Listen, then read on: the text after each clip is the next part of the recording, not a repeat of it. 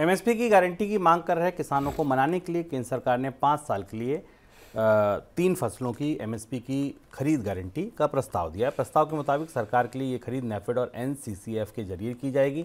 जिन फसलों का प्रस्ताव है उसमें कपास, मक्का और 3 दालें तुअर, उड़द और मसूर शामिल हैं। हालांकि सरकार के इस प्रस्ताव को लेकर किसानों के बीच एक राय नहीं बनती दिख रही है। सर, इन्हीं फसलों को क्यों चुना गया? फसलें तो बहुत सारी हैं, फिर इन्हीं का चुनाव क्यों? एमएसपी की गारंटी का मामला उसी तरह से उलझा हुआ है, पर हमें सरकार के इस फैसले को थोड़ा भीतर से जाकर समझना चाहिए।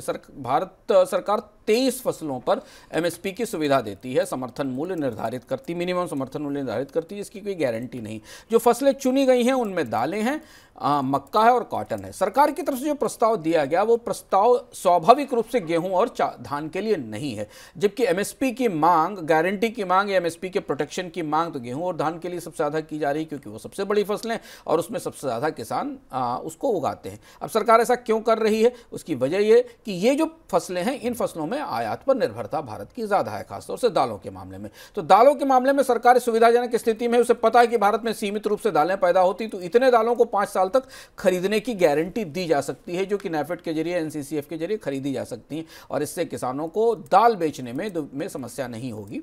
हालांकि दाल का बाजार आमतौर पर एमएसपी से ऊपर ही रहता है। भारत में दाल की कीमतें हमेशा समर्थन मूल्य से ऊपर रहती हैं, क्योंकि शॉर्टेजेस का बाजार है, लेकिन फिर भी कभी कभी सीजन में के दौरान दाल की कीमतें बाजार में नीचे आती हैं और किसानों को नुकसान उठाना पड़ता है। खासतौर से मध्य प्रदेश और मध्य भारत में ऐसी शिकायतें आती रहती हैं। इसके अलावा जो दूसरा हिस्सा है वो मक्के का और कॉटन का है। कॉटन छोटी फसल है और कैश क्रॉप है, और कॉटन की सरकार आसानी से गारंटी दे सकती है, क्योंकि इसके एक्सपोर्ट की संभावना है। अगर भारत में अतिरिक्त कॉटन पैदा भी होगा तो उसे आसानी से दुनिया में बेचा जा सकेगा।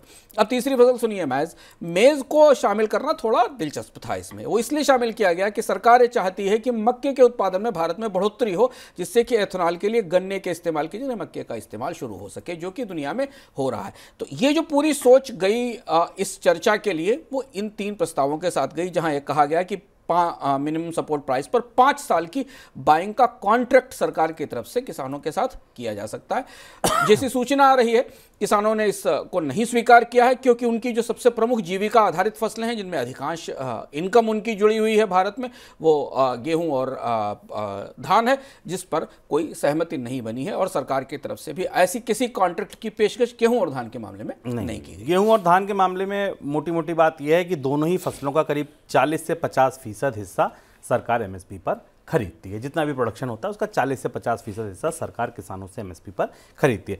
प्रतिक्रिया क्या है फिर किसानों की?